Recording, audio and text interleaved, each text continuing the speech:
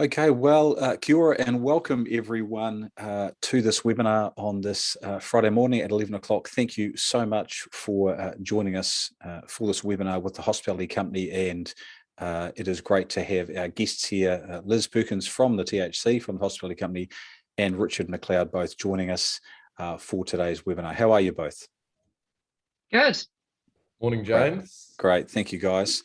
Well, thank you for joining us for this very topical, and it is topical because this is the highest number of registrations we have had for a webinar in the last 2 years. And clearly, the hit of high inflation on F&B costs and therefore the industry as a whole is incredibly important right now. You as an industry, we as an industry have all been through so much over the last couple of years with COVID. But we hope there's some light at the end of the tunnel. But we do face this new challenge that is this high inflation. And today we are going to talk to some experts about how we get through that.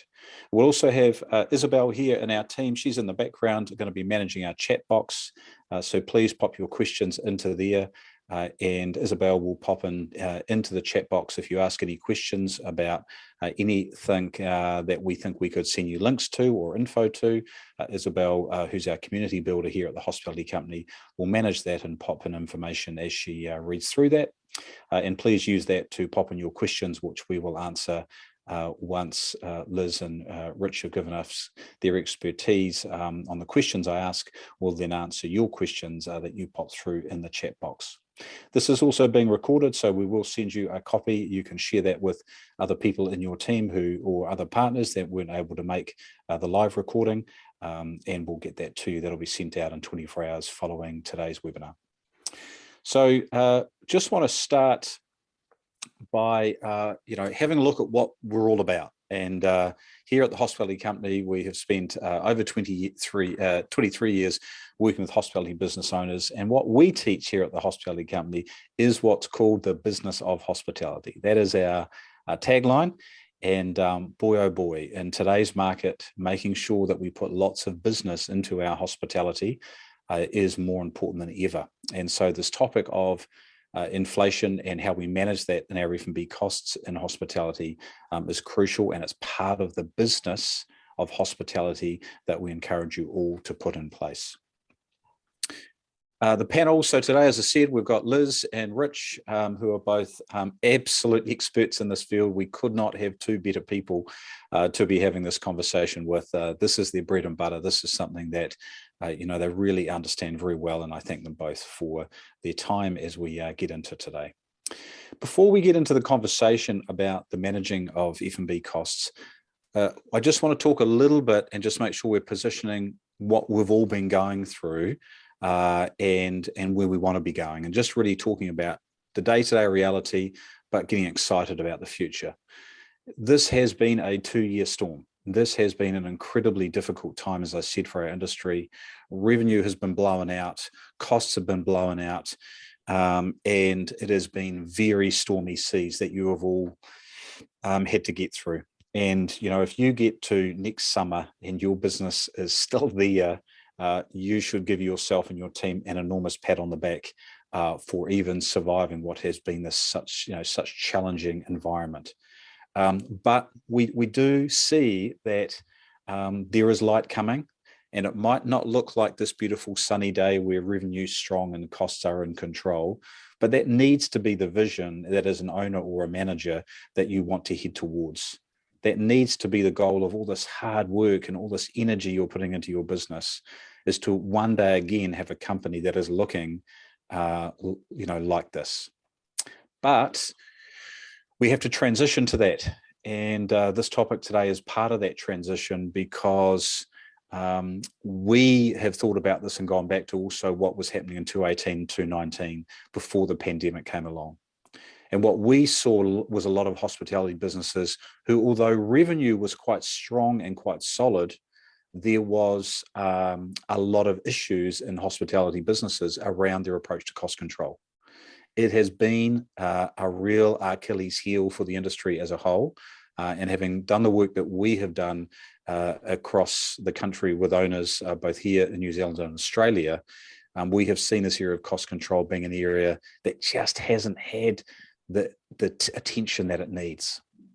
And if we're not giving that attention, if we go back to not giving it the attention we need, and then we are faced with the inflationary pressures that are on hospitality today, that is going to sink further. And that is what we really want to avoid, is to not have this boat sink, even though revenue is strong. And I'm talking about into the future, not right now. So we're going to be looking at this cost control in relation to F&B and in relation to inflation, and asking the questions of how do we maneuver and manage through this? How do we, what is our philosophy and approach to managing F&B cost of goods and inflation? How we get the team on board with this approach? And we'll have Liz and Rich answer those questions for us today. So again, thank you to all of those that are coming in. We've got a huge crowd online listening to this. Thank you for being here. Just a few have come in now and just wanted to say hello. And just a reminder, any questions that you have for us, please pop that in the chat box. Isabel behind the scenes managing that and either giving you answers or links if you need them, or keep an eye on those questions for us. So Rich and Liz, could I get you to pop your videos on, and we can see those lovely faces of yours now that I've done the intro? Yeah, Mine is telling me it needs your permission. Oh, is it? Enable, oh, apologies. Sorry, I will just see what I've done there. What am I doing? We might be sparing them, Rich. What's that? We might be sparing them by not showing our the faces wisest today. move you've made, James. I can't make host there, so I'm not sure why that's doing that. What I'll do is I'll start asking the questions, and while you're answering it, I'll make sure. So we're multitasking here. I'll bring that up. Good. Okay. So yeah, in terms of questions and where we go to with this, with the conversation today, we really want to start looking at the particular focus on inflation's impact on F&B. The majority of people that are listening on the call today are cafe, restaurant and bar owners, or perhaps catering as well. So we're going to really zero in. We know the inflationary pressures are happening across the board, but you guys are particularly experts on that F&B side, and we're going to focus our time and energy on there. So maybe I'll start with Liz, ladies first. Liz, can I ask first, just to get the ball rolling and get us into this conversation, what are you seeing, what are you experiencing, and what is your first overview of what impact the current increase in inflation, what impact that is having on F&B in the hospitality industry? Can we just get your take on that first? Yeah, sure. I mean, I think everybody on this call is here because they know it's happening and probably feeling a mixture of stressed and scared about that. So I think it's just really important to understand that inflation is happening in every industry and not just ours. And that at the moment, I think one of the things that we've got on our side actually is that there's a huge amount of public understanding of inflation because it's so widely discussed at the moment. And I think that puts us in a really empathetic, we get a lot of sympathy from the public around that. Oh, sorry, we've had Liz cut out there. You there, Rich? I'm still here, yeah. Sorry about that. I think it may have been me pressing the wrong button. Okay. So can I head to you while Liz gets herself back in? Same question of what, the impact inflation on F&B for you. Yeah, well, I mean, even maybe just slightly broader than that, right? I suppose I'm certainly no economist, and would hate anybody to think I was one, but effectively what we were buying for $100 last year in our businesses, we're now paying $106 for, right? And it's probably actually worse for hospitality just because the items we're buying and how they're affected by inflation. So we've really got to come up with a plan for how we recoup that 6%, and we can really only do that in three ways. And we can either buy a little bit better from our suppliers and work with our suppliers on that. We can get better at our managing and monitoring, or we can sell higher to our end customer. So the fundamentals of what we can do about it haven't changed, but we've just got to be we've got to be far more timely in dealing with it. It's not something you can let slide for 2 to 3 months because it's constantly on the change on you. So I think the good thing is that doesn't need to feel overwhelming, because there is ways of dealing with it. And I know overwhelmed is what a lot of people in the industry are feeling. But there is steps that you can take to make sure that you can monitor buying better, managing better, and selling better. So that's where my focus is on any conversations I'm having with people at the moment. Is you're paying $106 for the things you were buying for $100 last year. You know, how are you going to recoup that? Yeah, and I put out a newsletter this morning, or a blog that I do, and it was about protecting that profit margin. And you know, businesses need to do that. So great start. Liz, sorry, my fault there. My fat fingers. It's okay. Can I bring you back in there and just let you finish what you were going to say before I move on to the next question? Yeah, well, I mean, I agree with everything Rich has said around that, and I think we would have had to have had our heads in the sand to not see that happening even in our personal lives, that inflation having a massive impact on us. I think the thing that has changed, you know, we've always had inflation, it's just grown significantly at the moment. I think the thing that has changed over the last sort of 5 or 6 years with that increase in inflation is that people are sharper about it, particularly with the wage cost increase as part of that. So not just the cost of goods increasing, but the wages as well becoming such commonplace year on year. Is that it used to be sort of 5 or 6 years ago that our suppliers were slow to react to that. And so we had some time after the 1st of April each year to get used to those new prices, and they sometimes would take a while to come in, even as far away as spring, before you'd see some of those prices go up. But all businesses have got sharper and quicker to react to that. And so now it's even more important that we don't wait, that we have a plan to be able to be ready from the 1st of April every year for those prices to increase, and making sure that we've got, as you said in one of your blogs recently, James, that, you know, you have to be flexible. You have to be able to don't hold on to menu items that can't shift in price, or that people are too price sensitive to, and don't be slow to react to it. You know, I think every owner I ever speak to hates increasing their prices and feels a huge amount of sensitivity and guilt around it. And we just have to keep reminding ourselves that our first priority as business owners is to be financially successful. That is the point of being in business. And without it, we are short of all of our other choices. Yeah, great point. Okay, I'm still having a bit of a challenge here getting your video up. So we can see you. That's all that matters. Right. Okay. Well, I'm giving it a go, but I'll carry on.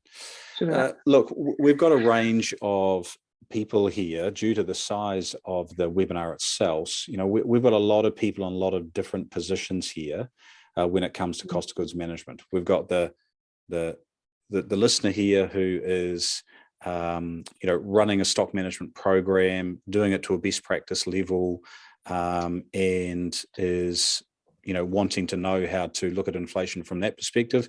And then we've got operators here who will not be using any form of cost of goods management process. They'll be waiting to see the results from the P&L, so therefore they're only getting the results 2 to 3 weeks after the end of the month to see what their cost of goods were.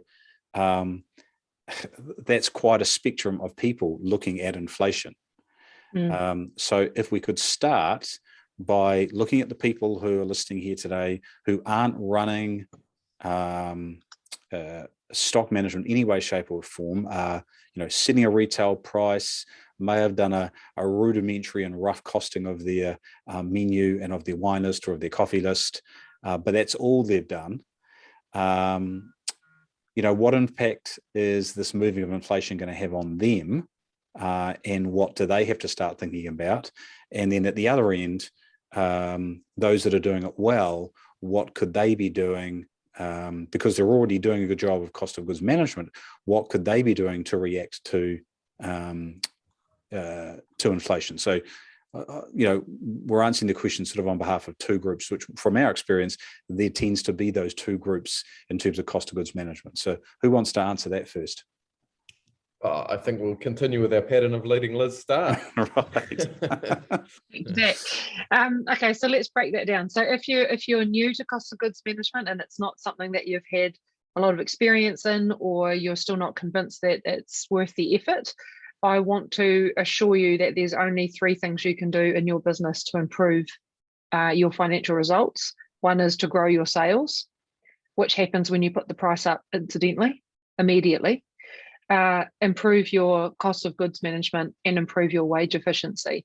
And those are the only 3 things that you can do to improve the outcome of your business. Now, there are a lot of actions attached to each one of those 3 steps. But if you are choosing to ignore one of those massive pieces of the puzzle, or you haven't got on board yet with the idea of it, then that's the first thing to do. Face the brutal facts. Cost of goods management is necessary if you want a successful business. And I would go so far as saying that it's necessary if you want a business at all now. So 10 years ago, we might have got away with being maybe not experts at it, but it is absolutely necessary now, because we just have to be in front of that inflation all the time and understand what's happening. Obviously we're raving fans of loaded reports, but particularly in my personal situation of owning a business, I would not, and I tried, trust me, I would not have achieved the cost of goods mastery that I had without a piece of software to do a massive amount of that heavy lifting for me. So if you're not already on board with that, you can try spreadsheets, you can try manual stock taking and the calculation of all that. You can try putting it into a point of sale system, but I can assure you, you are wasting a massive amount of time and energy and frustration if you don't just jump on board with a piece of software and get it to do the work for you. And it doesn't matter how small you are. In fact, I would say it matters more how small you are than how on top of that you have to be. So the first thing is to understand that there's no hiding from great cost of goods management. It's a necessary part of being business. And I'd go so far as telling you that it is a lack of business responsibility if you don't address it. So it has to be done. There's no ignoring it. Because Liz, what happens in the situation of a listener here who's got a hospitality business, but they're not doing cost of goods management well in a way, and they probably know they're not. If they're not on top of the cost of goods management aspect, and on top of that is inflationary pressure, when are they going to find out the impact of inflation if they're not doing cost of goods? And what is the consequence of them not managing that at the level that they should? I'd say they probably know now. That's probably a piece of the reason they're on this call. It's a pretty hard thing to hide from for more than about 6 weeks. So as soon as your 20th of the bills roll around, if you're having cash flow issues, this will be one of the major reasons why. If a business has great cost of goods and wage management and their turnover's in a good place, you don't have cash flow issues unless you're buying lots of extra equipment that you don't need. If you're just running your business properly, you won't have any cash flow pressure. So if you're feeling cash flow pressure, it's because you're ignoring one of those key areas.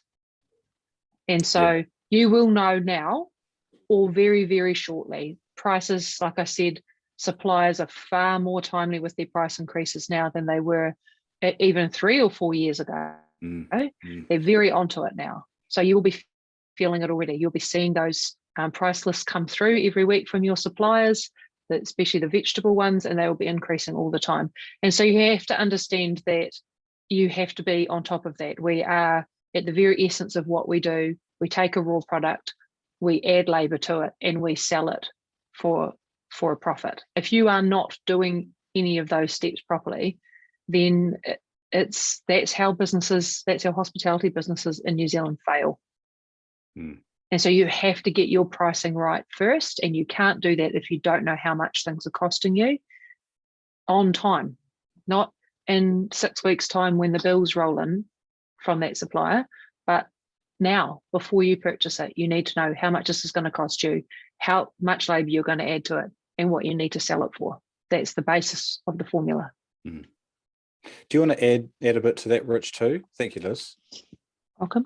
Yeah, I think as per usual, Liz has kind of hit the nail on the head, and she's really focused in there on managing cost of goods properly, which I 100% agree with, but it's probably not that useful just for me to repeat that back to you.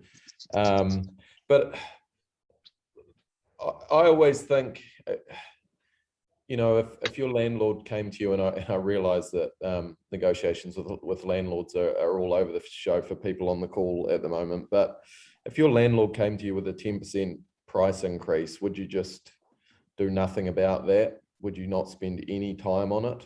Or would you be prepared to look into what the other rentals across your market are? Would you talk to your solicitor? Would you actually look at your lease and look at whether they're justified in putting the rent up? You know, the answer for most people who run a profitable hospitality business is they would spend time on that, right? And the reality is, in your supply chain, there is significantly more profitability available to you than that potential rent increase from your landlord. Yet, often people won't make the investment of time or learning and knowledge so that they can make those improvements. Now, I would say for the people who were in your former category, or maybe it was your latter, who are very early in the cost of goods journey, that is a really straightforward starting place. I would be finding out what are the top 20 items I purchase in my business, and what do they cost me, and what is the risk that they are going to increase in price in the coming quarter. And if I've never looked at negotiating those prices, I would look at who I'm ordering those top 20 items from, and I would look at going out and having discussions with each of those suppliers, that if you're going to continue to commit to purchasing from them, what agreement are you able to come to on pricing? And that will differ slightly depending on the items and whether they're able to hold those costs. But that would be my starting point if I was going in with someone today, realizing exactly what Liz has said. Like, none of this will work if you don't commit to a longer term strategy of implementing cost of goods properly. But I'm also kind of cognizant that you want to make improvements in the next month as well. That is exactly where I would be starting. Right. And for those at the higher end, who, Richard, in the case of what you've said, it's still similar though, isn't it? That even if you're running a stock management program well, you know, there is still the 80-20 where there are certain items that are going to have a bigger effect on your due to the inflationary cost on your overall cost of goods management, and you want to be very dialed in on making sure that you still have the best prices for those, correct? Yeah, that's right. And I think if you've spent the time and invested the time today, you're in a really great position. So that the big thing with cost of goods, right, is it feels quite hard to get control of it because there's a lot of moving parts. But if you've invested the time over the last few years of getting control of cost of goods, now you're in a great place to invest the time into actually going out and spending your time with suppliers and understanding what their supply chain looks like. We have inflation because suppliers have inflation, because growers have inflation, not just because suppliers have decided to increase prices, right? And so those suppliers are going to have a better view of actually what's happening out in the supply chain than any of us are. And they're going to be the ones that are going to be able to indicate to you, look, over winter, this is what we're expecting to happen. There's major supply chain shortages here, and we're expecting that to drive prices up in potatoes, or this is a really difficult item to freight to our part of the world, and we're expecting fuel costs to really affect the price of this while fuel prices remain as high. Go and get that knowledge from the supplier, because that is probably going to affect what your menu looks like over the next 3 to 6 months. Agree. And for those top end people that have got that cost of goods under control and you're running great systems, or you're on the way to doing that, it's important to keep at the front of your mind that this isn't going away, and that to ignore those price increases, or to sometimes we choose to sacrifice some of our net operating profits so that we don't have to increase our prices by so much. Just remember that that's eroding your flexibility later on. And you don't know, as has been proven in the last couple of years, what's around the corner. And you need to be able to protect that. You know, I think, Rich, you said it during one of our lockdown calls actually a couple of years ago, and the difference between governance and management. And if we're not looking after our governance responsibilities first and foremost, we've got no chance of being able to manage things well. Yeah, exactly right. So don't be afraid. Put the prices up. Yeah, well, we'll get to that. We will get to that. Right. So let's. I think we're sort of dealing with the brutal facts of it all, and I think that's important. Jim Collins' book behind me there, Good to Great, talks about that great companies are really good at dealing with the brutal facts. It's the way in which great companies deal with the brutal facts. They deal with it in a way where they look for solutions, they bring the team on board to look for those solutions together, and they look for the answers. They don't point fingers. They come together as a team. So I think you've done a good job there of saying, look, there are some brutal facts. Now, I suppose what we want to keep talking about here is a pathway forward. And I think, again, knowing the large number of people that are in here, we are going to have the top end. There is a middle end to a sort of maybe using software program for cost of goods management, but not as effectively as there could be. And then we've got those that aren't using it at all. So if we're to start looking forward a bit, I mean, part of what we do in our work is we have to look around corners. We have to do some visionary work for our community to make sure that we can see what's coming and let them know what's coming. And that's part of, Rich and Liz, you're both really great at that. So if we started to look into the next 12 months, look to the next 18 months, and we look at inflation, its impact on cost of goods management, what do you both see? What do you see is going to happen with the relationship between inflation and F&B, macro and micro, wherever you want to go, to give the listeners some insights into what things may happen and what they need to be aware of in terms of things coming at them? And I know you've touched on them, but maybe just in a bit more detail there. Liz, do you want to go first? Oh, crikey. I think I'd be making a lot more money and living quite a different life in New York if I could answer what was going to happen in the next 12 to 18 months with inflation. I think we have to assume that at least in the midterm, the next 6 months are going to be quite dramatic in terms of inflation. I only know what I listen to, and the prediction would be that it's looking like it would be 7.9% within the next quarter. So I think we can only assume that it's got an upward projection at the moment. And so that means that, if you're looking to increase your prices by 6% currently to cover the wage and current inflation, that you'd be wanting to leave yourself a lot of flexibility around the products that you're offering to be able to anticipate any more in price increases. So obviously the wage increases won't come into, there won't be any of those in the immediate future, but I think the pressure on the labour market will probably increase us to a living wage as opposed to minimum wage, and that will be very scary for some people to comprehend. So I think it has to be, you have to be looking after the cents so that the dollars will take care of themselves at the moment. That has to be something that you just wake up every day and be looking at those micro numbers and getting your whole team on board with that. I think we often get distracted when we are CEOs of our companies or general managers and living that sort of governance, higher end management position. We forget that the business is essentially changed in moment by moment decisions made at the front line.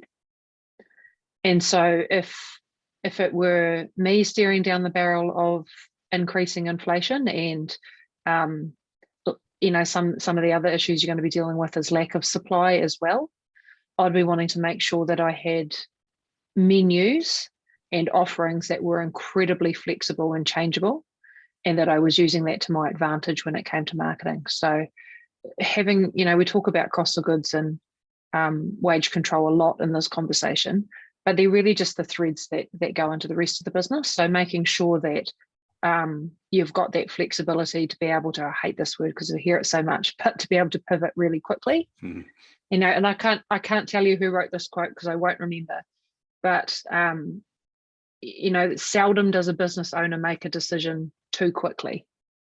We often fail because we make those decisions too slowly. So I find it helpful to prepare myself with 1 or 2 key questions and make sure that I'm using those questions to make decisions from and work that way. Yeah, fantastic. Now, just before I go to you, Rich, could you guys try your videos now? I may have fixed the problem. Could you try and turn your video on? I've gone and put my pajamas on. Just kidding. Oh, hello. There we go. 30 minutes into it, he finally solves the problem. My apologies around that for my my technical misgivings there. Rich, thank you, Liz. It's very good. What about you, Rich? You will be thinking about this, I'm sure. What do you see 12, 18 months, 24 months ahead? If I'm honest, I have no idea. You know, ultimately, I've never really lived through a high inflationary period, and everything you read, you know, there's smoke and mirrors in inflation, which is why it's always been so hard to control. And once we get into an inflationary period, you can see why, right? Because as we face increased prices, we have to put up our prices. I think one thing I would say is, I don't know that you want to enter into the thinking about how you're going to solve this in a confrontational manner. Why the hell are my suppliers putting up their prices? Why have I got to pay my staff more? They're all counterparties who are affected by inflation as well. You know, your staff are buying milk that's 6% more expensive than it was last year, and they're buying fuel that's significantly more expensive. And your suppliers, as I already said, have got a supply chain as well that is affected by inflation. So it's really problem solving, but not thinking and how you can work through those problems with people rather than in a confrontational way, I think is going to serve you best. And you know, also basically be less stressful. So my answer to your previous question, I guess I focused on the supply chain, and I'll just follow up on some of Liz's points around actually pricing in your own business. I guess the reality is every week you're not going to put up your prices as you see price changes from your suppliers. So you do have to overshoot with your price increases. And so the way I would be viewing it is looking at my menu, for those of you that understand all of your underlying costs, updating those with, you know, ensuring they have my latest raw ingredient cost. And where margin is most affected, I would be looking at where I think I can move my prices to realistically and expecting to overshoot. And if I am really uncomfortable with an item that I'm going to actually be able to overshoot a price without it affecting revenue, like people are never going to buy it for that, then that's when you've got to consider whether that is something that you can still sell. So yeah, that would be my, you know, on the selling side where I would be focused. You've got to be thinking more about overshooting pricing because you don't want to be changing your prices every month. It's really difficult to communicate with your team, your customers, and you're going to get more kickback over a period of time, frequently changing prices, I think, just my view, than you are of taking your medicine on a less regular basis, but shooting slightly higher on those sale prices. Right. And I think too, riding the wave at the moment that is, you know, April 2022, when the minimum wage has gone up significantly, everybody's talking about inflation, is that, like I said, we've got a lot of sympathy at the moment in the public. That's right. And so now's the time. Don't wait, because you won't have the same sympathy down the line that you've got now. Everybody around you is doing it, not just food and beverage, everyone. And so it's a pill that people are maybe not prepared is the wrong word, but have got accustomed to swallowing. And so it's now that you should be doing it. Just on that point again, if you aren't in our wider community and aren't getting access to some of our newsletters and bits and pieces, please let us know. Actually, Isabella, I might get you to drop in the newsletter into the chat box for people to see, so that they can access some of that reading and learning. But in terms of protecting that margin, the profit margin in your business, or the GP, if we want to go specific to F&B, how do you advise people to make decisions on holding F&B when, as in the margin, when they're in that mindset of going, I can't put my prices up because no one's going to come through the door if I increase my menu by $1, or whether it be individual items or across the board. How do they wrestle with that when they think that they're going to lose business, and so they're going to take the hit on the margin because they want to lose business? What do we do there? I'm going to divert to Rich because he's actually articulated this in the past really well. So what did I say? Oh, you provided us with a spreadsheet some time ago that when if you lost, let's say you put your prices up and there's a section of your market that doesn't accept that new price. Let's go with coffee. They don't accept that it's going to be $5.50 for a flat white. They wanted to pay $5. Don't take those prices as gospel. I made them up just then. That if you lose 2% off the top, but you've risen your prices by 6%, that the balance is still that you've got more income. Yeah, certainly. And I like to kind of simplify it right back, and imagine you own a bar that sells one product. So just imagine you sold one type of bottled beer. I don't know the name of it, but I did go to a bar in my early 20s that sold one style of beer, and I thought the perfect business, but it didn't actually last that long. But anyway, so if you sold one type of bottled beer in your business, and you sell that for $10 to customers, right? Now, the only thing, and you bought that for $2, and you had a certain amount of wastage because bartenders dropped them on the floor and you didn't have good stock rotation through your fridges, and sometimes you had to throw them out, right? So the only things you can do is start selling your beer for, are you going to sell it for $10.50? Are you going to sell it for $11? Are you going to sell it for $11.50? You're going to sell it for $12. I don't know the answer to that.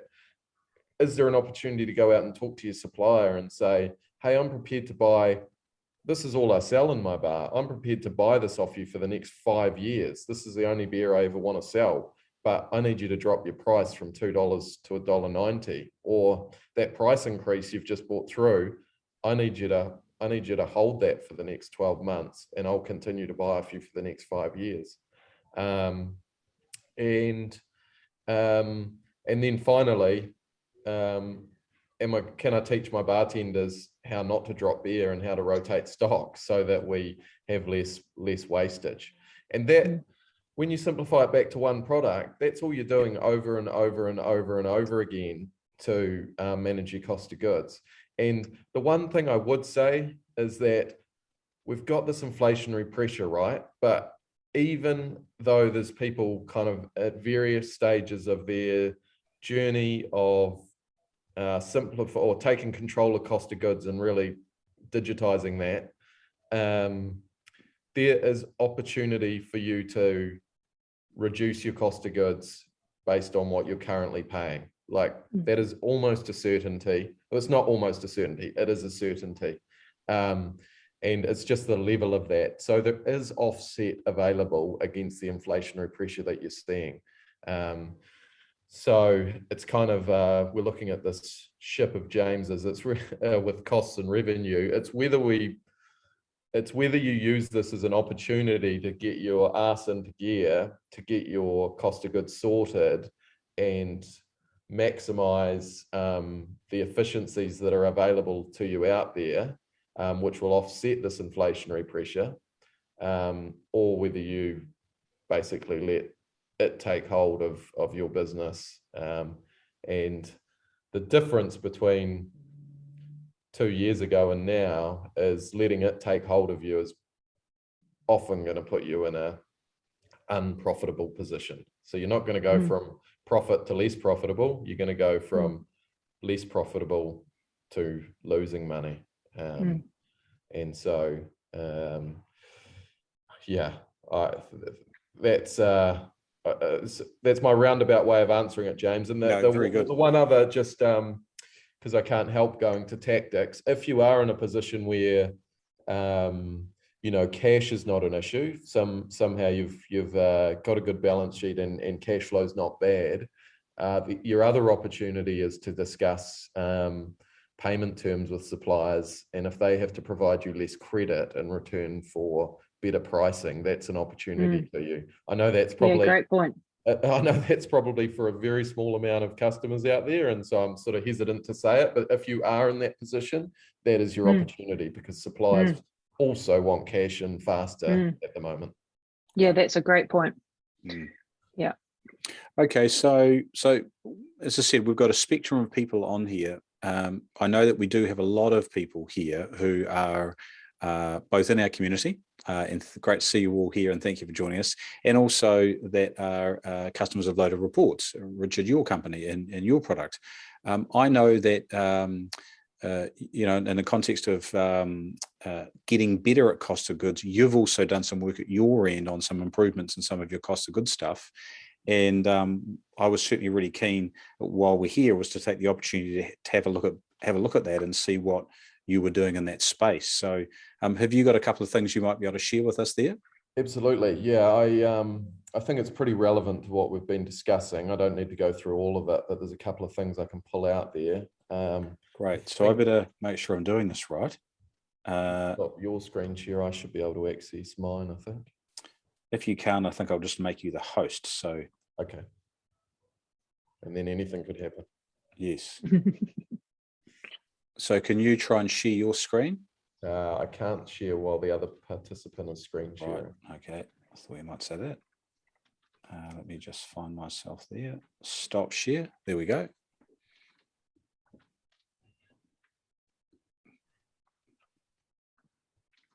Look at that. Seamless. Alrighty. So there's a couple of things here. So existing Loaded customers, if you are purchasing and receiving via Loaded, come to the multi-site stock purchases report. Even if you only have one site on Loaded, you will have access to this multi-site and stock purchases. Rank it by total cost. And this is going to give you your top 20 items that I'm talking about that you're spending the most money on. Yeah. So this is where you want to go to pull out that information and start analyzing it. And you might do top 20 for beverage and top 20 for food. Yeah, because that's giving you an average unit cost there as well. This is all fictitious, but that's giving you an average unit cost. And from that, you can start to look at negotiating with suppliers on those. And any negotiation you do there, what I always say to people, once you've invested that time, that saving just hits your cash flow and profitability day after day after day. You know, the moment you start paying less for a beef patty, that's profitability that's falling into your bottom line and into your bank account every time you receive those.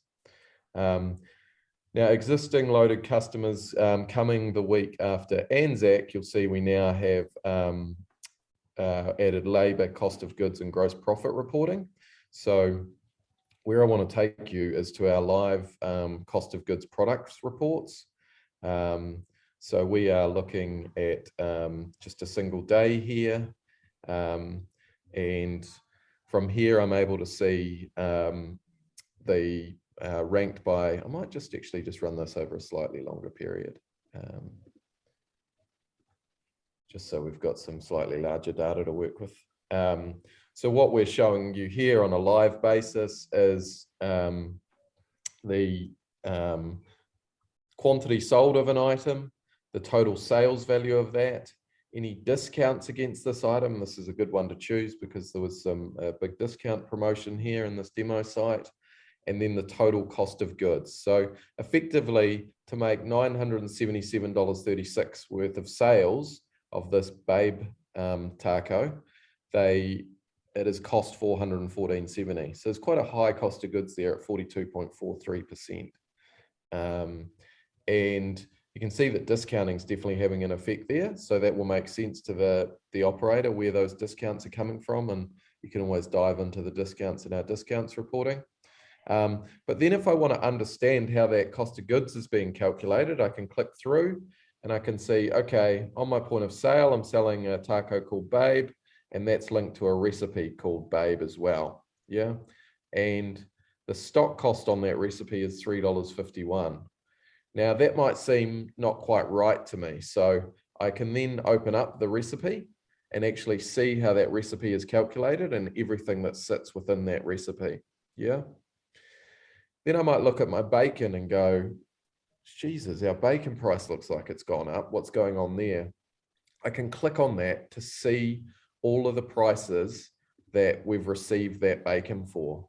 And I can roll back as far as I like, and then I can take some comfort and go, oh no, that's okay. Since February, we've been paying $12.80. And then out of interest, I might say, but what were we paying back in December? $12.95. So we're actually made some improvements there to our pricing. So that item's not an issue. So this is where we are taking cost of goods management, because exactly like Liz's point, it's the small decisions made constantly on the fly that start to see you produce really great performance. And this really allows you to do that on a, on a very timely basis. Like as soon as a product is sold, you can see what the cost of goods were and what the margin that you're achieving is. So there's then obviously things you can do, take that out, as Liz was alluding to, to a spreadsheet to say if we sold it for higher prices, what effect would that have on profitability? But that might be in a follow-up session, James. Yeah, and that's very good. Great work there. You've Loaded is constantly developing. It is a tool that is certainly used by, a very, very high proportion of our hospitality company community. And to see the progress you're making in the evolution of that cost of goods side is fantastic. I'm sure Liz would, Liz would be smiling at that. Yeah, so looking forward to giving we've had about 50 customers testing that for us, and some kind of really relevant pieces to today were people looking at top selling items, having not done the analysis on, they'd originally developed their recipes and really costed them out, but over time pricing's changed, suppliers have changed, and they've seen prices rise. And one of our customers was like, I won't say that, but the moment they turned it on, they were looking at their top 4 selling food items and going, our top 4 selling food items are our worst margin. What are we doing? And then their team are saying, oh, but our customers love it. And then you've got a great debate, right? Well, do our customers love these because we're selling them so cheap? We want to give customers good value, but are we giving them such great value that we're actually missing out here? Right. So you're talking then in real, you're not talking in mystery, oh, I think we've got quite good margin on that, but really you've got no idea. And I think the pricing's about right, and I think customers are happy. You're talking about real information on what your actual margin is yesterday or last week. And then you can have the decisions about what you're going to do on that pricing. Fantastic. Have you got a comment to what Rich has said, Liz, from your perspective on that? Oh, no, I think you've covered it really well there, Rich. But I just think that's, for those watching, like we said, we've got a mixture of people on here. What Rich is talking about there is absolutely the top 10% of the work that you do. There's a huge amount of work to do first, right, to get to that level where you've got your eyes wide open to that. So I think it's a really cool evolution in Loaded, and it's going to work really well for those that have already got their cost of goods to that level. But for those of you that are watching that and gone, oh my goodness, that looks cool, but how am I ever going to get there? just know that every single small step you take towards that is better than taking none. So anything you do around cost of goods management is going to put you in a better position than you are currently if you're not doing anything. So just think of it like a pyramid. You know, you've got to get that baseline of pricing right, and then you start to manage how your stock is moving within the business, and then you can start to look at what Rich is talking about there. So don't feel like, look at what Rich has just said and gone, oh my goodness, I can't get my head around that at all. That you don't have to, you don't start there, right? You start with the basics, and every step you take will improve your business. You don't have to be at that top level for it to be having an impact, but you should have your eye on that prize. That should be where you're aiming to get. That conversation that Rich has just had gets you excited, and you think, can't wait to get into that. Right. Yeah, it's a really good point, right? Like for every $1 million of revenue, we believe there's, if you're starting from a low base, there's $60,000 to $80,000 of savings per annum in your cost of goods. But that doesn't come all at the end. That comes as you make the steps that Liz is talking about on the journey to actually mastering cost of goods and digitizing it. So yeah, it's a very good point that still the steps that you take today are one, they're going to get you closer to that end result, but they are going to make you the savings from today onwards. Right. Yeah. And every time you take one of those steps, it becomes more intuitive, easier to do, faster to do, less stressful. It's that, you know, we talk about it all the time, but cost of goods is at the very base just a repeatable process that makes money. You just do those little things every single day. They're usually quite boring, and that's often why we don't do them, because in hospitality, we've got pretty exciting stuff to be doing most of the time. And this can be quite repetitive, boring work. But in that, it can become quite time efficient, and you can just get it done. It's just, you've got to apply discipline to it. Yeah.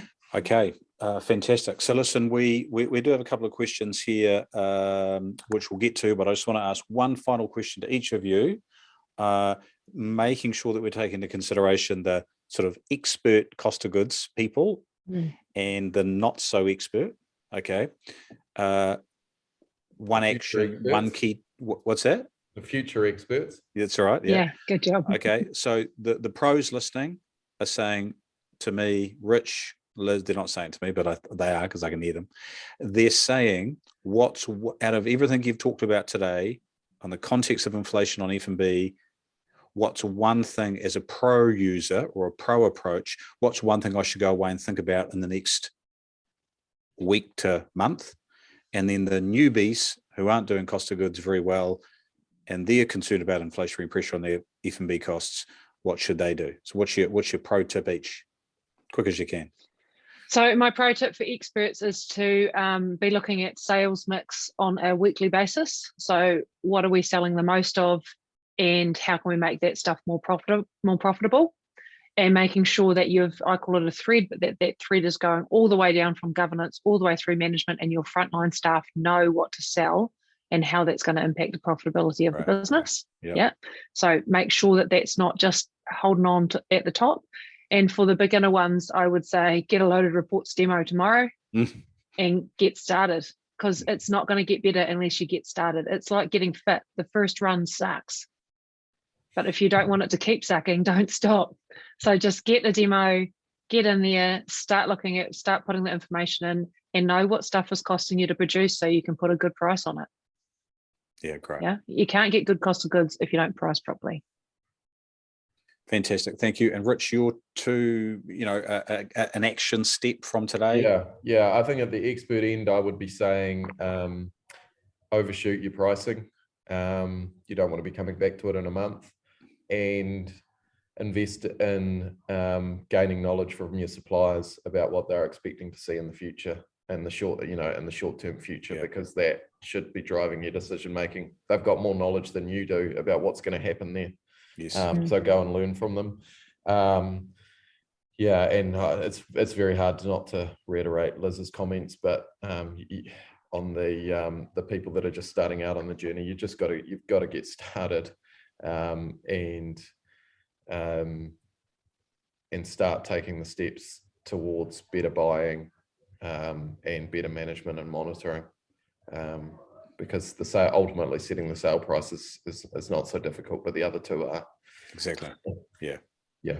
Fantastic. Okay, so whip through these questions. I've got 5 minutes here. A few questions coming through. Where we go first? You're all on you, Rich. Loaded saved my business. Read that one out. Where'd you see that? Oh, what was that? What was that? Andrea's very kindly said, Loaded saved my business, and I promise. Oh, got it. Yeah, Andrea. Yeah, there you go. You're getting your next month free, Andrea. Okay. Hi, Richard. How easy is it to enter your food costs to get cost of goods info? Do you have invoice reading technology? So short answer there is you actually do all your ordering from Loaded as well. So you set up your items, you order out to all of your suppliers. You can have order templates. So what should Dean do? What? Go to loadedreports.com and do a 30-day trial. I'll just, because there's a few questions on trials and stuff. I'll just there's the put the link in page for the that might have just gone to James direct. Sorry, everyone. I'll just there's the sign up page is there. There's a free 30-day trial. Brilliant. The sales team will be in touch. They can just get you on a demo with the most relevant person for your business. Look, there's no obligation at the end of that. It's got to work for you. Okay. So. Another question: do you integrate with Counter? We don't, but we have a Counter Lightspeed integration underway. So I see there's another one about the timeline. So I can say that that's a priority at the moment, and we are working on it. Okay, great. So there's a couple there. Anything else? Isabel's doing lots of great stuff. Isabel putting that in the. Bert's looking for a free month. Bert, Bert. Bert, good on you, Bert. Yeah, good promo saying Loaded's great. Is there a user mode accountants to access clients? Is there a user mode for accountants to access their client Loaded software?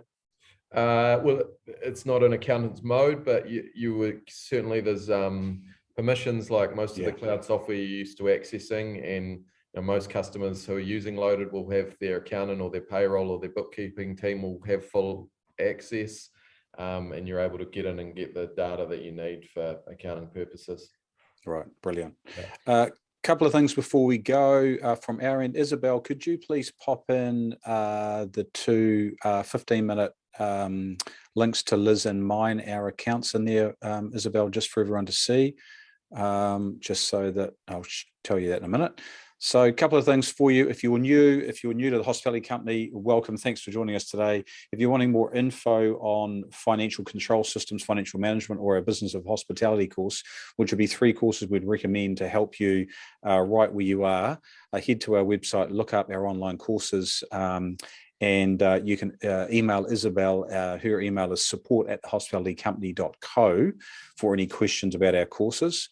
And what I think Isabel's going to put in the chat box for you, particularly those who aren't in our community or haven't done coaching or training with us, you are welcome to book a 15-minute free call with myself or Liz as a follow-up to this webinar, just asking any questions that are pertinent to you. Sometimes people don't want to ask these questions in front of everyone, and they just want to have a chat. So we've set up a link here.